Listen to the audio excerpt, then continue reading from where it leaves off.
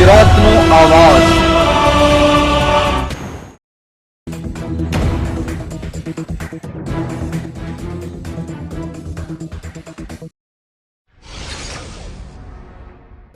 રાજકોટ જિલ્લા કલેક્ટરે હીટવેવની આગાહીને પગલે કર્યો પરિપત્ર જાહેર। જનસેવા કેન્દ્રના કામકાજના સમયમાં કરાયો ફેરફાર। ભારે તાપમાનને લઈ જિલ્લા કલેક્ટરે જનસેવા કેન્દ્રોનો સમય સવારે 10:30 ની જગ્યાએ સવારે 9 વાગ્યાથી કામકાજ શરૂ કરવાનો કર્યો આદેશ। જનસેવા કેન્દ્ર સવારે 9 થી બપોરે 1 વાગ્યા સુધી અને બપોરે 4 થી 6 વાગ્યા સુધી જનસેવા કેન્દ્ર શરૂ રાખવાનો કર્યો આદેશ।